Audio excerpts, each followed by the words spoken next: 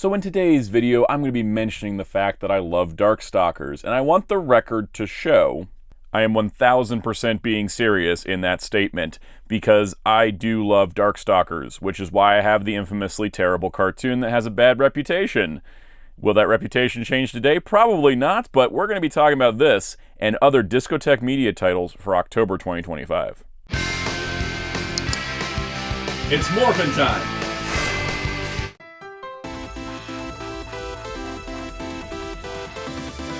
Hello, this is Soundout here, and on today's video, we're taking a look at Discotek media releases for October 2025.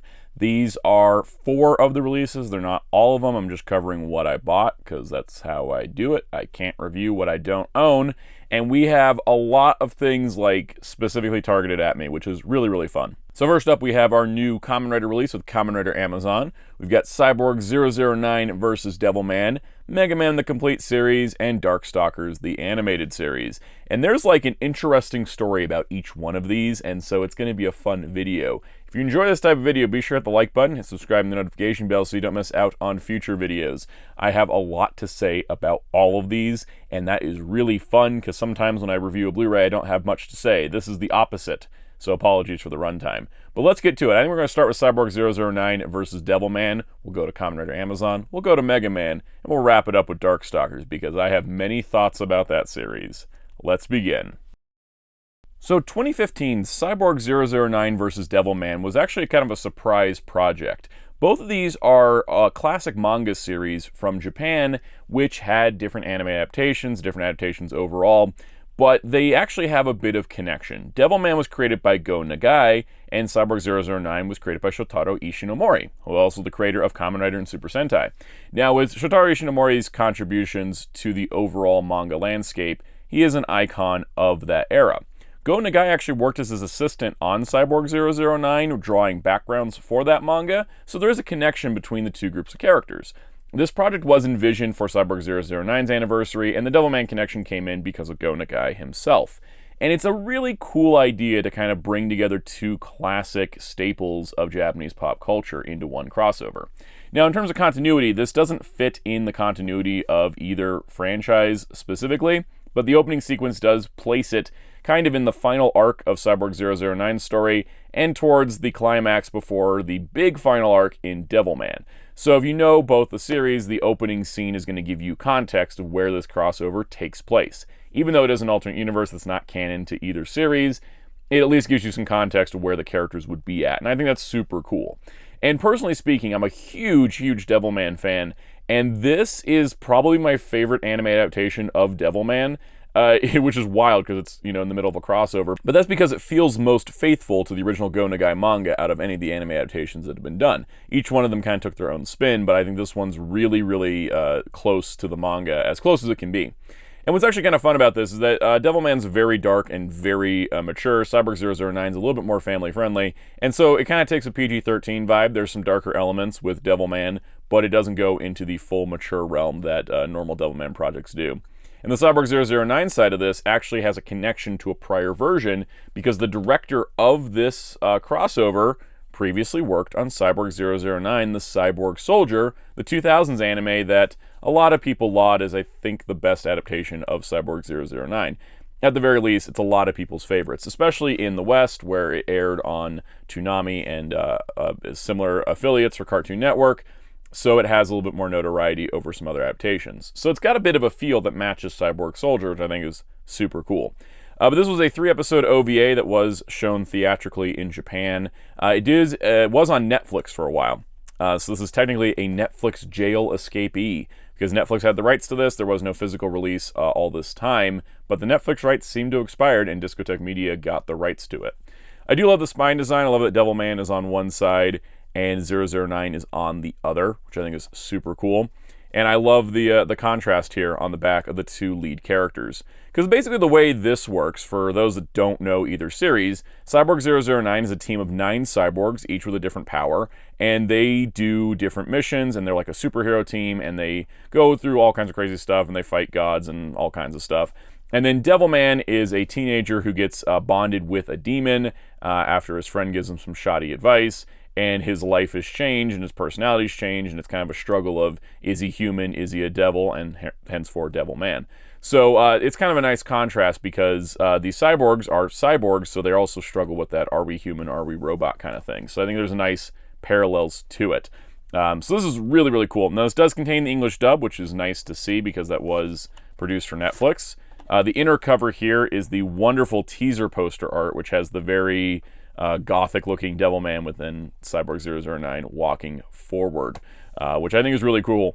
The other cool part, too, is like the opening credits and the end credits for this are actually different songs, and they have different visuals. But you can see on the disc here, we got Cyborg 009 and Devilman, and then on the inside, we've got nice artwork of Devilman and his supporting cast, and then the cyborgs together there. So this is a really, really cool OVA. I really do like it. But let's take a look at the on-disc contents to see what we have, how the picture quality is, all that good stuff, because it's actually really, really cool to have this on a disc finally, because now I can watch it whenever I want, not at the whims of Netflix. All right, here's the menu for Cyborg 009 versus Devilman. Looking real, real nice. Do love the way it looks. This is in its episodic format of Act 1, Devil vs. Demon, Act 2, The Dark Pursuer, and Act 3, Today Somewhere for Someone.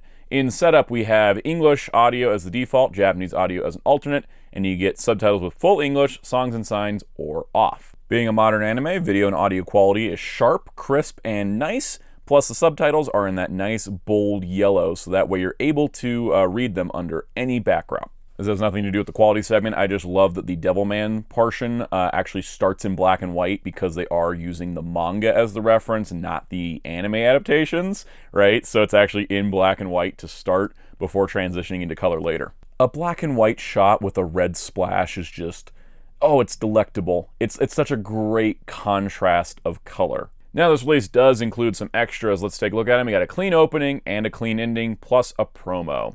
I did want to talk about the opening and ending just a little bit. Okay, so the opening here, you got shots like the Devilman characters to start, but then it transitions into the Cyborg 009 characters, but the song is totally a Cyborg 009 song by Jam Project, and it kicks ass. I absolutely love it. Great theme song for the characters. But the cool part is basically you're getting kind of a recap of the histories and origins of the characters through the visuals of the opening. And then for the end credits, you get manga art from Devilman cast in red to a Devilman themed song also by Jam Project. And I think that's a cool way to do it. Like, give Cyborg 009 the theme for the opening, because they're the lead title. Give Devilman the theme for the ending with the cool manga art appearance. Which also includes the manga art from Ichino Mori's original Cyborg 009 cast in a green tone to have the contrast, the red and the green, the light and the dark, that kind of thing. Absolutely love that. Overall, this is a great release on a great crossover. So now in terms of placing it on your shelf, I think it's kind of fun. You can put this with either collection. Here we have all the Devilman Blu-rays currently, time of recording. I know Devilman Crybaby's coming up pretty soon, but you can kind of see, I kind of like the Devilman spine matching up there. It's interesting that Discotek has done a lot of Devilman. They did the original Toei animation series. They did the OVAs from the 80s. They did Devilman Lady, which is a canonical sequel to Devilman, but they didn't do the live-action movie. Media Blasters did the live-action movie. Live-action movie ain't that great, so that's totally fine. But yeah, they've done most of Devilman. I think there's a couple exceptions. I mean, they even did the Cutie Honey series that featured Devilman for an episode, which I'm not including here. I'm just talking about the lead Devilman named projects. So it is kind of wild, but we are close to having all the Devilman animation on Blu-ray North America, which is super cool. So we got that option there. What hasn't fared as well is Cyborg 009. And correct me if I'm wrong, I believe these are the only two things to be released outside of Cyborg 009 vs. Devilman. I think it's just Cyborg Soldier and just RE Cyborg, or RE009 Cyborg. I think this movie and this series is all we have in North America. I don't think we have the 70s anime, the 80s anime, any of the other movies. I know Call for Justice was on Netflix, but that didn't get a standalone release. Very interesting. But yeah, I think this is our, I guess I should flip this around. That's our Cyborg 009 collection, which is wild because it's 2 Discotek and then 1 Funimation release that is long out of print. Yeah, it's kind of wild. I do think that, let's remove Re-Cyborg out of here because it's kind of its own different continuity. I mean, these are different continuities, but I think the spiritual successiveness, I think having the same director, this is a spiritual successor to Cyborg Soldier, and they look pretty good on the shelf together, which is really nice. As a side note, if you've never checked out Cyborg 009, this is a great series to check out. This release from Discotek is absolutely insane because this series, its English dub never fully aired, but Discotek was able to scour the globe and go through different affiliates and go through different storage facilities, and they ended up getting all the master tapes for the English dub. Then they had trouble getting the video quality to be good because the Japanese studio that made the show didn't keep their original masters, and they only kept broadcast tapes, so they had to do a lot of work there. So it doesn't look and sound amazing all the time, but it is the entire series preserved with its English dub on one release, and it's very impressive, all the work that went into it. But it is kind of a shame this is all we have in terms of Cyborg 009 in North America. I feel like we should get some more. Maybe with the new anime that they announced coming up, maybe we'll get something then, because that's not very much for a long-running series. Amazon! We have Kamen Rider Amazon, one of my all-time favorite Kamen Rider series. I think it might be my second favorite after V3. I adore Amazon as a series, and I did that for the alliteration. Kamen Rider Amazon is one of those shows that has such a notorious reputation. This was a Kamen Rider series that lasted only 24 episodes, to date the shortest Kamen Rider series in the franchise's history. And part of that is because parents complained about the violence in the series, and that's always the thing that's been kind of stuck with it forever. And even modern adaptations of Kamen Rider Amazon, like Kamen Rider Amazons, leans into it's very violent part. Not the part that I think makes the show really work, which is the heart and soul of the character of Amazon himself. This is a character who was raised in a jungle, raised in a feral setting. He was like a jungle man, sort of a Tarzan vibe. And through the course of this series, transforms as a person, not just into his Kamen Rider form, but as a character. Out of all the Kamen Rider series I've seen, which is all of them except for Faiz Blade Ghost and Kabuto, I've seen every other Kamen Rider show to completion. This is the Kamen Rider lead character with the most growth and development out of all of them. Because from where he starts in episode 1 to where he ends at the end of the series is a completely changed person. He has the largest, widest arc of a Kamen Rider character, and it is absolutely awesome to watch it played out. And also with the short runtime, you really can't go wrong with checking out Amazon. It is connected to Kamen Rider X and Kamen Rider V3, the previous series, through the character Tachibana Tobe, who has been the mentor to the Kamen Riders since the first Kamen Rider series. So there is a bit of continuity with him. But this series on its own is fantastic. The villains are wild, the villains are crazy, the Amazon does all these crazy things. Yes, he's known for the violence. Yes, he'll cut an enemy up. Yes, he'll chop a cat monster's head off. That is part of the Beastman nature of the character, but it's interesting to see how that changes and evolves over the course of the series. So this is a show I can highly recommend. I've seen it a couple times, and it's great. The funny part, let's talk about the logo. So Kamen Rider, this Amazon logo part, this is probably a Toei mandate. This is, when they brought Kamen Rider Amazons over to Prime Video internationally, they called it Amazon Riders. And this is the Amazon part from Amazon Riders put with Kamen Rider Amazon. So there you go. It's kind of a weird little tidbit. We got a floating Amazon helmet here, Kamen Rider Amazon. This is Toku Time release number 17.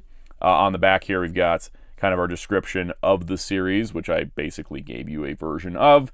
It's all 24 episodes in Japanese with English subtitles. And yes, he does ride a motorcycle despite being a jungle man.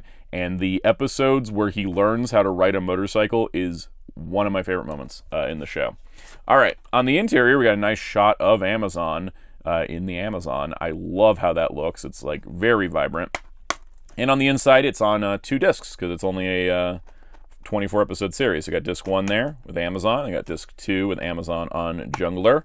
And then on the inside, we've got a nice collage of images from the series. In fact, I'm going to pull that out. There's a lot more art assets available for Amazon than I think some of the others have had. This is really, really nice. It's really cool. It does help that Kamen Rider, for the show Kamen Riders, they all got these really neat photo books in the 2000s that a lot of these images come from. But this is such a cool set to have, especially because the video quality is a massive improvement over what was available online for years because it's using the Toei Blu-ray.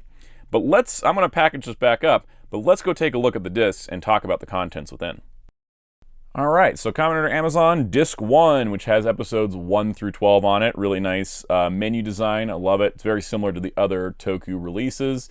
Let's take a look at an episode. So the opening title treatment, the footage is going to look a little weird because they did reuse this footage a lot, and it's not as crisp as some other shots, but you got nice title cards down there. Subtitles, that's what we're calling them. They're actually a nice yellow, bold, ready to go. Love the title card treatment that keeps the styling of the Japanese logo, where you have the nice block text for the Kamen Rider and the really grungy text for Amazon.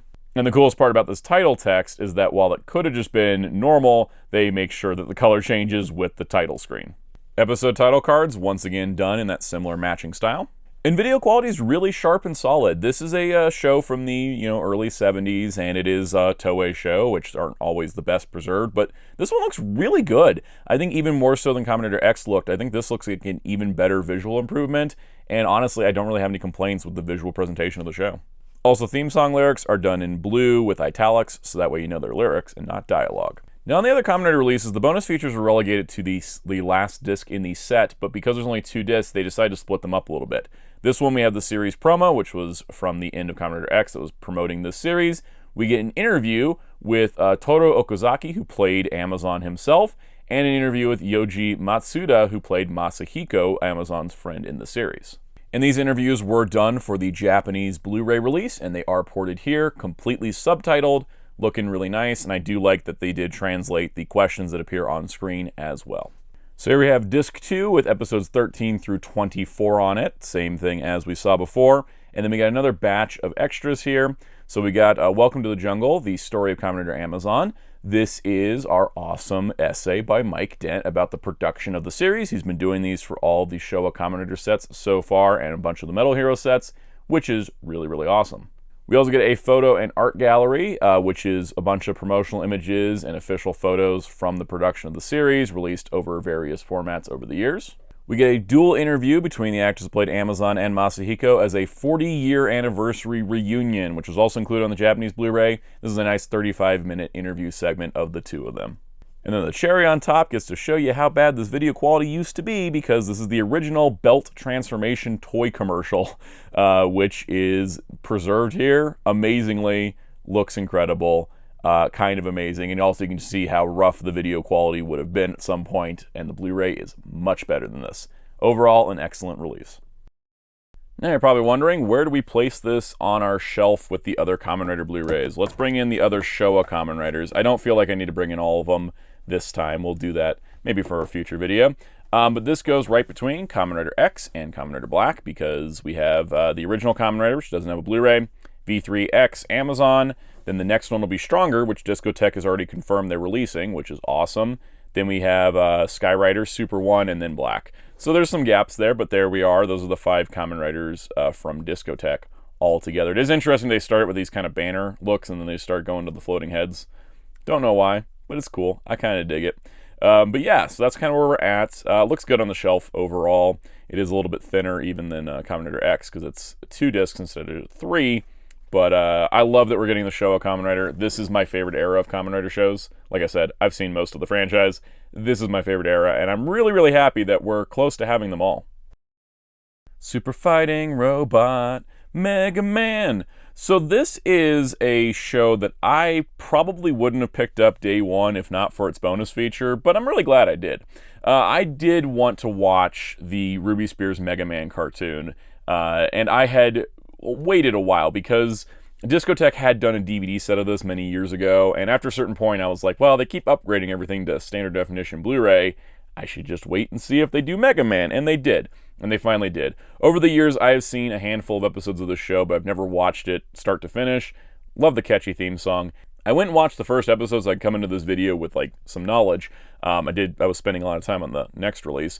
But this show is great. So this is adapting the Mega Man video games from Capcom. This was done in 1994 by Ruby Spears Production, who also did a really solid Superman cartoon in the 80s that not enough people have watched.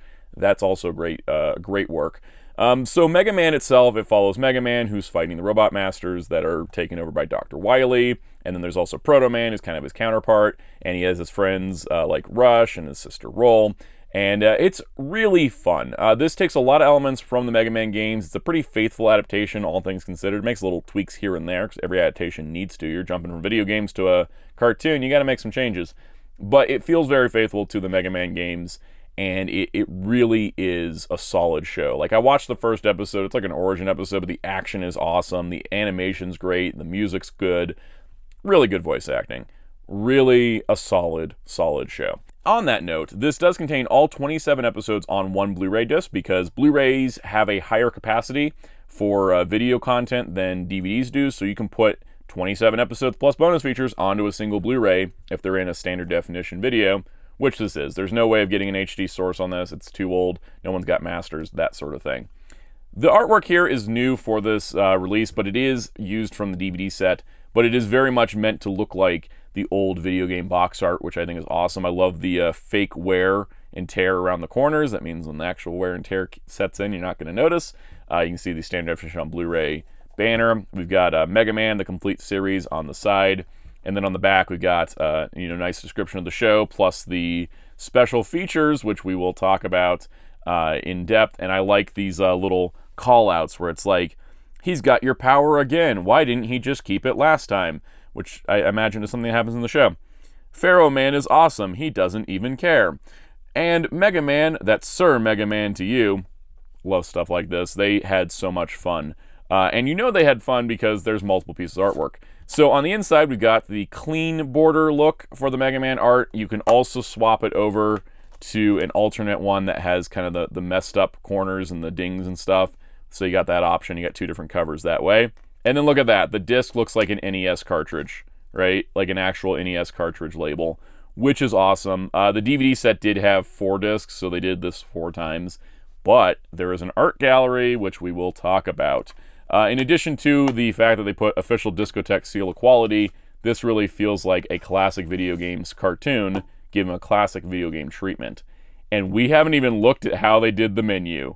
Let's take a look at the disc contents. This is a treat. So normal Discotek releases, when they boot up, just come to a still image of a menu, which is great, plays music, that sort of thing. I never play the audio on any of these.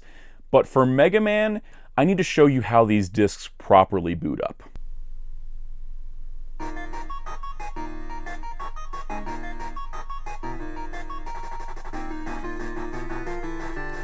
Isn't that incredible? It boots up just like the Mega Man classic games would. It's very reminiscent, I think, of Mega Man 2. I don't know my Mega Man as much as my Darkstalkers, but this is so cool, and it's great too because you have the press button thing, but basically go through your menu. So you have episodes here. This is all 27 episodes, and so you get all 27 episodes. It is broken down nicely, so you can find the episodes nice and neat, looking great. For setup, we have captions on or off, which is cool. We have bonus features. Before we get to that, if you hit play all, something else happens, which is really awesome. So yes, once you hit play all, Mega Man jumps into battle. I believe they did a similar thing with their Street Fighter release, which definitely makes me want it. So video quality-wise, how does it look? Pretty dang good. This is a standard definition video source. It's the best they could work with, but honestly, it looks really solid. It has a bit of the graininess to it. It could have been cleaned up if they had a proper video master, but I like it. I think it looks good. Overall, like, the opening course looks solid, but the animation in the episodes themselves also looks pretty great. It's not going to be perfect. It's just the best that's available, and honestly, I really like it. Now, of course, we do have bonus features here, and they actually got quite a bit. So first of all, we have the original pitch pilot, which is when they were pitching the series to networks to air the show back in the day. What's interesting is the pitch pilot is original animation, and it is in the Mega Man video game art style, not the art style they'd ultimately use for the series, which made them look a little bit more grown up, a little bit more mature, but it's done in the classic looks from the games, which makes it a really cool relic of the past. We have TV commercials specifically for the show, which you can tell are much rougher off than the show itself. They have done the best they can with the series the way it is.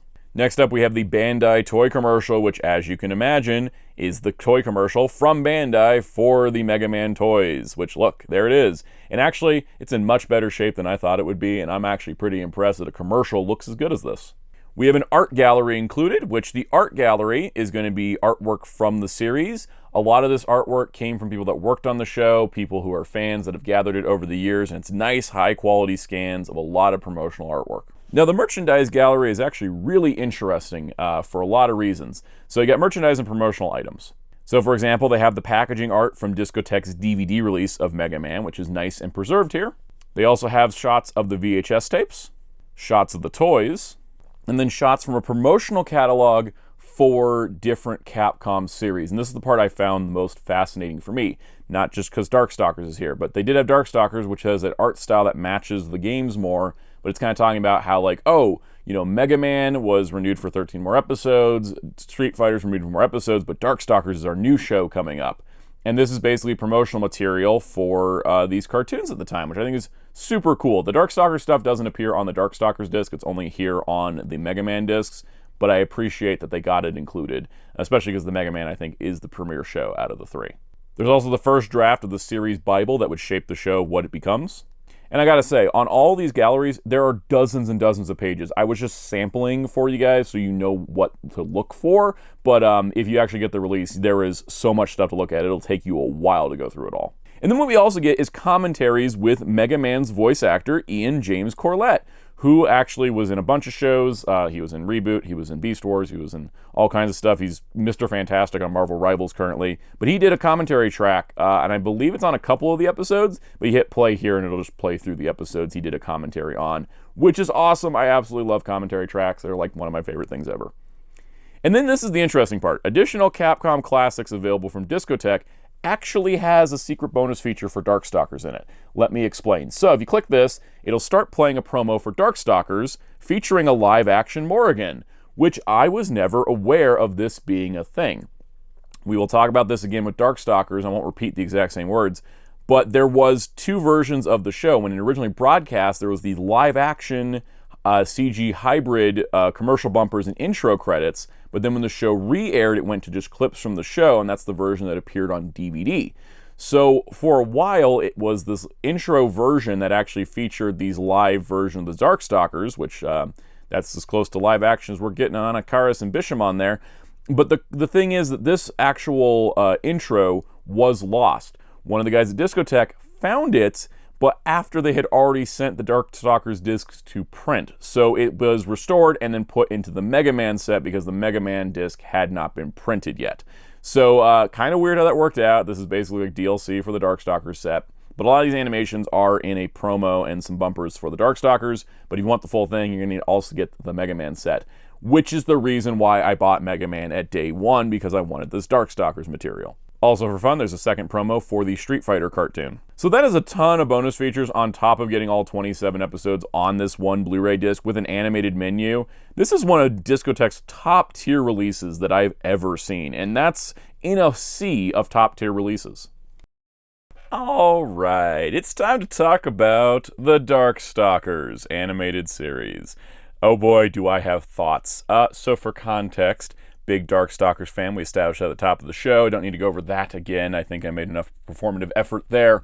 I love Darkstalkers. It is the third game in the series. Darkstalkers 3, as it's known in the West. Vampire Savior is my favorite fighting game of all time.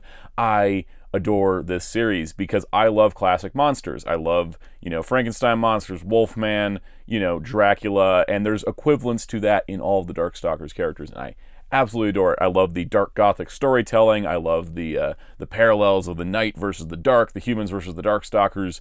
Who should exist on Earth, who shouldn't, where should they all fit within society? And this show uses basically none of that, at all. It is one of those wild adaptations that seems to just throw everything out the window, but still keep some things in place. Because yes, over the years I had seen a couple of episodes. I never could sit through all of it, to be honest. It was kind of painful as a Darkstalkers fan. But once I got this in, I decided to spend the last 2 days watching the entire series, because it's only 13 episodes. So I have watched all of this show now, and fairly recently, so I can tell you with good standing that this show sucks. The sad part about it is that removed from its Darkstalkers adaptation context, it's okay. It's just like an okay, syndicated mid-90s cartoon.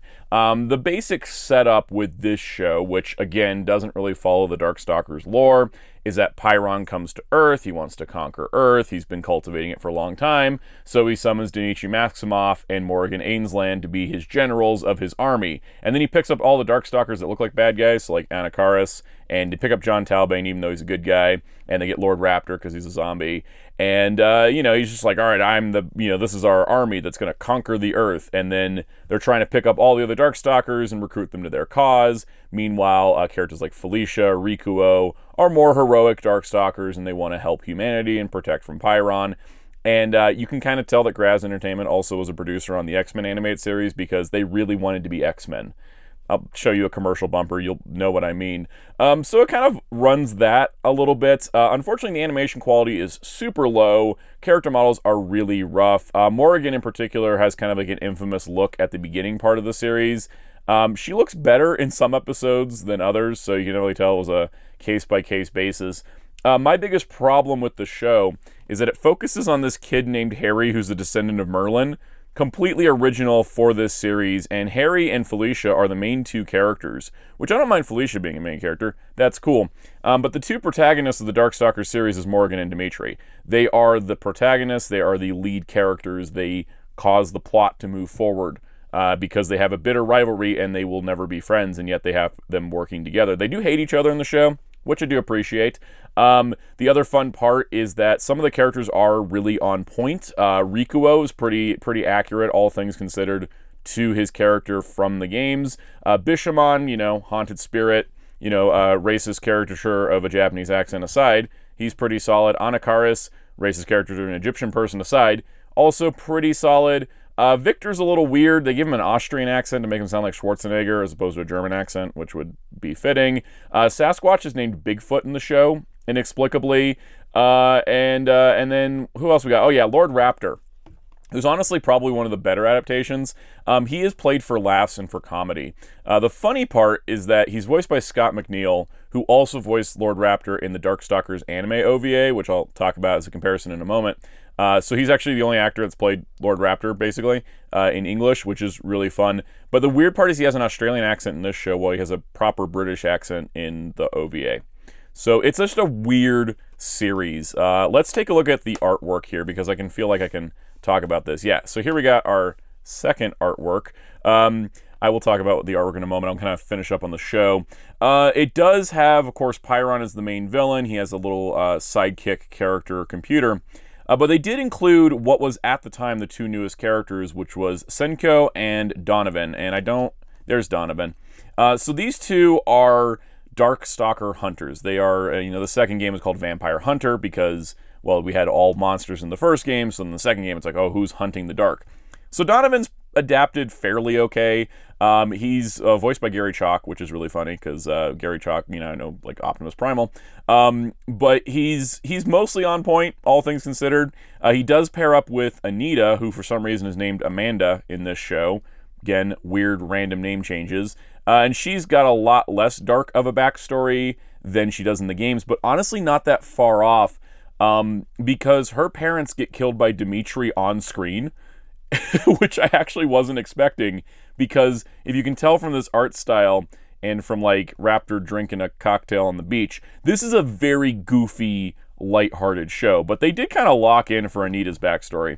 And the same thing for Senko. The episode 6 of this show, I think, is legitimately good. It doesn't have the kid in it. It's mostly focused on Senko and her backstory and like why she hates Dimitri and like why she's trying to go after him and how like revenge can destroy your soul. It's actually legitimately good. I think like episode 6 and episode 9 are legitimately good. A bunch of episodes are passable, and then a bunch of episodes just suck. Especially because they give Sasquatch an annoying kid, and any episode has that annoying kid in it, and he's teamed up with this annoying kid. It's a little unbearable. Overall, the quality of the series is not great. Will I call it absolute crap like I used to? Actually not, because from a quality perspective, it's just mid. There is some goofy moments in the show that kind of make it a little bit enjoyable. Now, as a Darkstalkers adaptation, is absolute dog shit, but the important part here is that I will give them credit. Episode 6 with Sinko was pretty solid. Episode 9 was pretty solid. But it did get to the point where everything had been toned down so significantly that Pyron couldn't be the main villain in the last episode, and they had to introduce his more evil brother, which was literally just Pyron with jagged teeth. This is a very dumb show. But I will say, it was not as bad in the overall sense as I once thought. And I don't know if that's just expectation build up over the time that things have gone, or maybe I'm just nicer now, but you know what? I actually don't regret owning it. And also, the main reason I don't regret owning it is because this is one of the most fantastic releases for a show I've ever seen, and honestly, this show's not good enough to deserve this amount of work. So, for starters, let's talk about the actual packaging here. So, this artwork you see here, beautiful artwork, represents the characters. They're all on model for how they appear in the animation, though they are drawn better because this is original artwork for this release. Yeah, the ADV DVD set that was released for the series prior had this cover. There was no art assets for the show. There was no promo art. There was nothing for them to work with, so the team at Discotek made their own cover. Going forward, they also followed the video game styling of the Mega Man set, and they made a cover based on the Sega Saturn cover for the Darkstalkers Night Warriors game, and once again, all original artwork. I love rated in for nostalgia, the Discotek SDBD seal of quality down there. It looks amazing, and it even goes onto the spine, where you can see it like that, and then onto the back. And then on top of this, you get a completely separate artwork, which is for the other version. I can't remember what console this was now, but this is the other artwork on the game, which uses the artwork from the front cover in this nice border. You can see kind of the wear spots on it, which is really cool. And you have a completely different background design. This is a lot of work, and there's more to come. But let's go with the basic things here. So first of all, you got 3 screenshots here. You got John Talbane, you got Donovan and Amanda, and then you've got Lord Raptor. We got some bonus material. And then over here you got, same copy text, but here you have Felicia and Harry, and then you got weird off-model Morrigan, and you got Dimitri, and you got Sasquatch and his kid. So yeah, pretty cool. I mean, Bigfoot and his kid. God, the name changes are weird. And on top of the fact that, like, a bunch of the names were already changed for the English versions of the games. Like, John Talbane was named Galon in Japanese, and Lord Raptor was Zabel Zabarak. I love Darkstalkers. The disc is really cool because it is reminiscent of, I think, the Sega Saturn disc, if I'm not mistaken. It might be the PlayStation. Was that the PlayStation cover that we're looking at? My video game knowledge, not as good as my Blu-ray knowledge. But anyways, it does have this cool thing, which it says, opening theme, We Are the Darkstalkers, which has, like, that's the theme song for the cartoon. And then ending theme, The Trouble Man, which when I first saw the disc art, I was confused because The Trouble Man is the ending theme to the anime OVA. It's also the ending theme to this show. It's a weird series. We really need to look at the disc, though, because I want to show you guys some examples of stuff. I apologize if this goes long. I'm so fascinated by this, and I'm so impressed by how much work went into this. Mega Man is a well-loved and well-celebrated series, so naturally it's going to have a fancy animated intro and all extra work done in. Darkstalkers needed packaging art. That's why they put the extra work in. They wouldn't have done the same thing for Darkstalkers, right?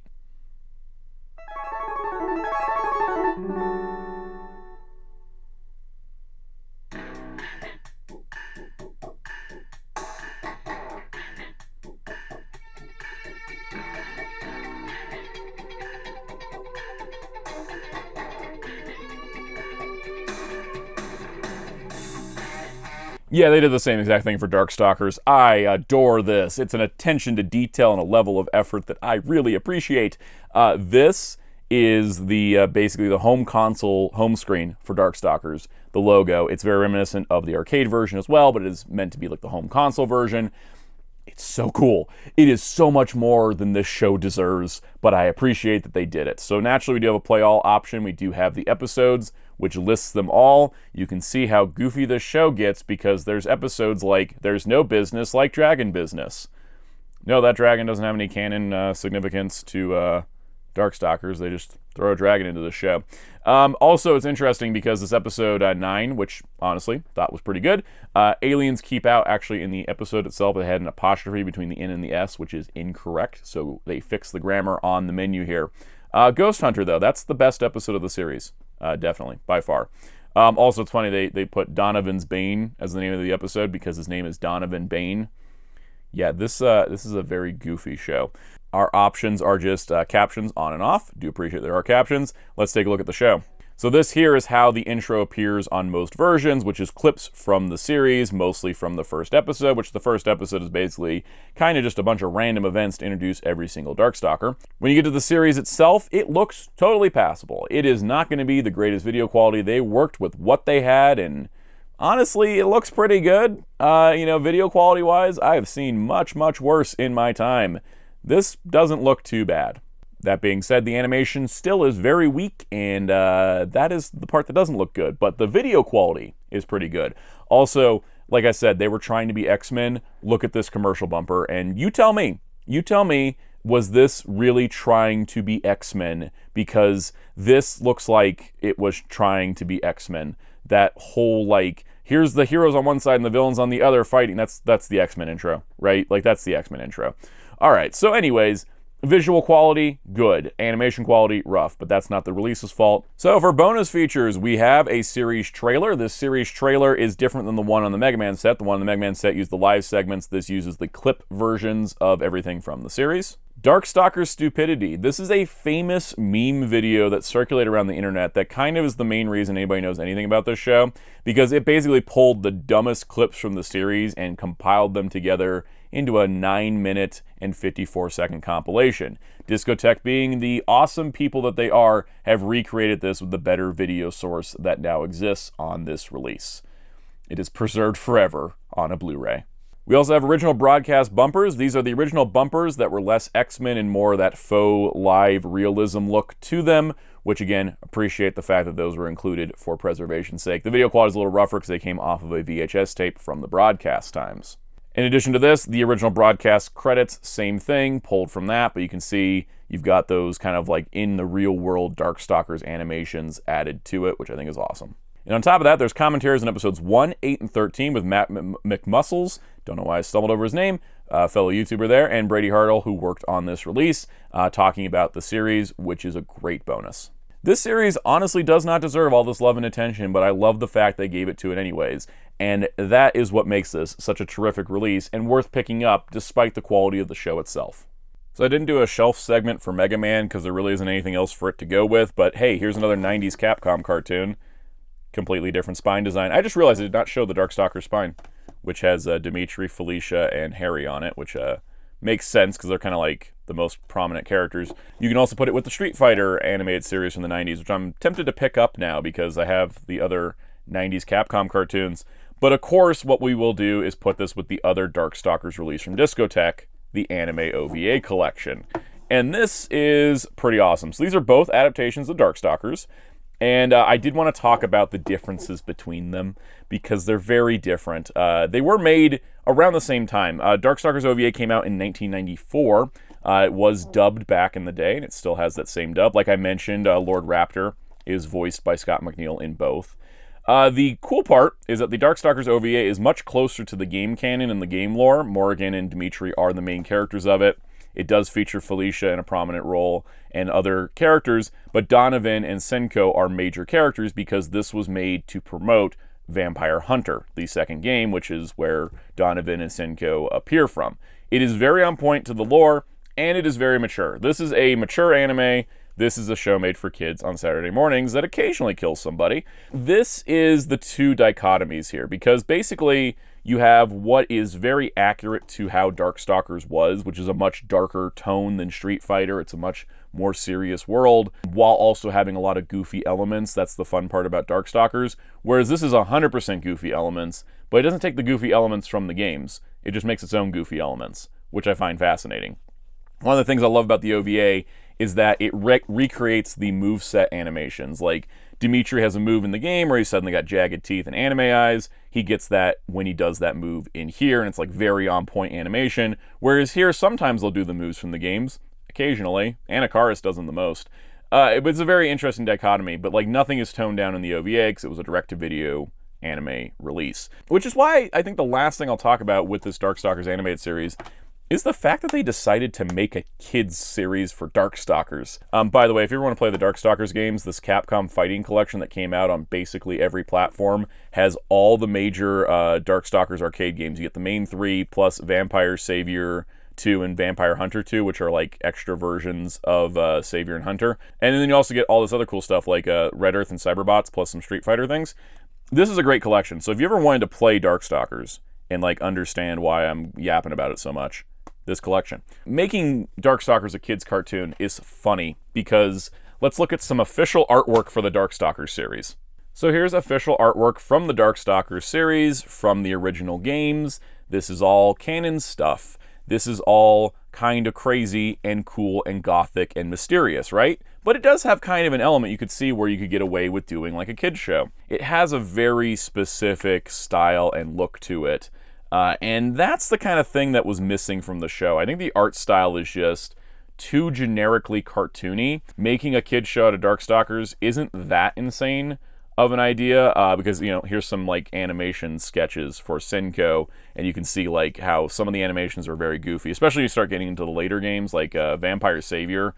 That thing is like, you know, you got rubber animation going on. And I think honestly, like, my biggest thing when watching the show was I wish it was just animated better. I think if they had a higher animation budget, even with all the story changes to make it to a thing, maybe cut the Merlin kid out because he was kind of just superfluous most times.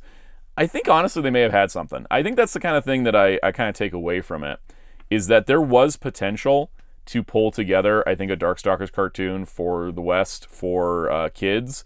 Because, like, kids love monsters. Of course, the anime OVA is a lot more on point because it's allowed to be more mature, but I don't know. I feel like they had something. They had something with the idea. They just kind of, I think, just missed the mark on what you could do with the series, and I think it could have potential, but I think they just made it a little too cheap and a little too safe, and kind of a bummer that it wasn't any better than that. I can hear the keyboards a-clacking of all the comments of, why do you talk so much about these things?